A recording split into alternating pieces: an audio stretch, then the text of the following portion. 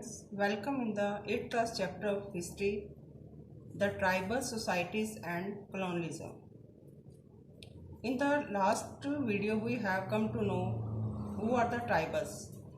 Tribals are a group of people who live in mountains and forests and they share equal society, culture and customs. So today we are going to learn what are the effects of colonial rule on tribals. What were the effects on the tribals of the East India Company policies? In this context, many tribals revolt happened. First, Pahadia revolt, second, Root tribal revolt, and third, Cold rebellion. So today we are going to learn all about these tribals revolt. Let us see what were the effects of colonial rule on tribals. Tribal communities lived in isolation. They were against intrusion of any kind of in their area. Tribal communities जो isolation में रहते थे, अकेले रहते थे, and they were against intrusion of any on their area. वो अपने area में अपने क्षेत्र पर किसी के भी आने के विरुद्ध थे. The tribal ancestors and chief enjoyed economic powers and had the right of govern over their territories, but with the advent of British rule, the position of the tribal chief changed dramatically. They were allowed to keep their earlier title, but were forced to follow British laws and had to maintain law and order in their tribes on behalf of the British. जैसा कि आप जानते हैं कि tribal communities जो हैं अकेला रहना पसंद करते थे, उनके अपने रूल रेगुलेशन होते थे, परंतु ब्रिटिश रूल के आने से ट्राइबल चीफ की पोजीशन चेंज हो गई. उन्हें अपना टाइटल तो रखने के अलाउ किया गया, बट उन्हें जो है ब्रिटिश लॉस और पॉलिसीज को फॉलो करना पड़ता था. British thought that it was easier to control and administer settle communities, so they wanted to transform the tribal communities into the settle ones. British जानते थे कि ट्राइबल्स कम्युनिटी को settle communities में change करना बहुत इजी था, इसलिए उन्होंने फैसला किया कि वो इन्हें सेटल वंस में चेंज करेंगे, स्थायी रूप से वो एक ही जगह रहें. But their efforts to settle jhum cultivation could not bear fruits because of the dry soil and scarcity of water. लेकिन उनके effort to settle jhum cultivation में सेटल करने के उनके एफर्ट्स बेकार गए, क्योंकि इससे कोई फल नहीं मिला, क्योंकि भूमि सूख जाती थी और पानी की कमी हो जाती थी. Jhum farming also continued in the northeast Indian states and areas surrounding them. The British deprived many tribal communities of their land. Some communities were allowed to keep them, but they had to pay heavy rate of interest. अंग्रेज़ों ने tribals communities को उनकी ज़मीनें ले ली और जिनके पास थी भी तो उन्हें जो है हैवी रेट ऑफ इंटरेस्ट देना पड़ता था. The tribals who could not pay revenue were forced to bonded labor. और वो ट्राइबल्स जो इंटरेस्ट नहीं दे पाते थे उन्हें जो है ज़बरदस्ती काम पे लगाया जाता था. Moreover, the British enforced some changes in the forest laws which adversely affected their lives. Now the tribal communities could not collect forest products or practice shifting agriculture as colonial policies. As a result of such colonial policies, the tribals revolted against them. colonial policies के कारण tribals ने उनके विरुद्ध विद्रोह किया. What were these tribal revolts? Let us see. In eastern India, the tribal communities revolted to break free the chains of the foreign rule. Northern community during that period or before had ever challenged the British rule to such a magnitude. किसी दूसरी community ने इतना बड़ा विद्रोह नहीं किया था जितना बड़ा विद्रोह ट्राइबल कम्युनिटी ने किया.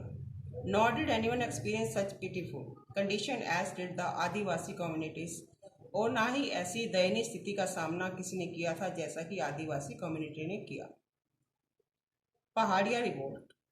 The Pahadia revolt, which broke out in 1772, was followed by Tilka Manji's 5 years uprising.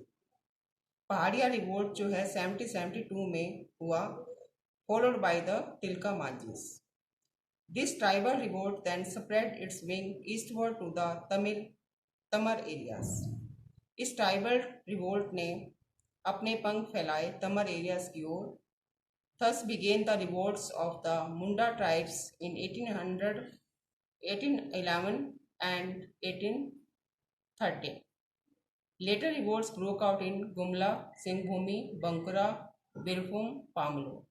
इस प्रकार रिवोल्ट्स मुंडा ट्राइब्स में शुरू हुए 1811 में, और उसके बाद 1813 में गुम्बा, सिंगम, बंकुरा और बेम में ये फैल गए. Four tribal revolt. Four tribal peasants revolted in 1820. Four tribal peasants ने 1820 में रिवोल्ट विद्रोह शुरू किया. Whole tribe inhabited the region around the छोटा नागपुर प्लेट्यू in झारखंड. ये लोग झारखंड में छोटा नागपुर पठार में रहते थे. Earlier this region was ruled by Raja of Singhbhum. पहले इस क्षेत्र पर सिंहभूम के राजा का शासन था. He asked the East India Company for protection in 1767. It was not before 1820 that he could acknowledge himself as the feudatory of the British. The Hu tribe, being restless of the British interference, revolted against them in 1820-21. East India company को उसने protection के लिए कहा in 1767. It was not before 1820. 1820 से पहले नहीं था.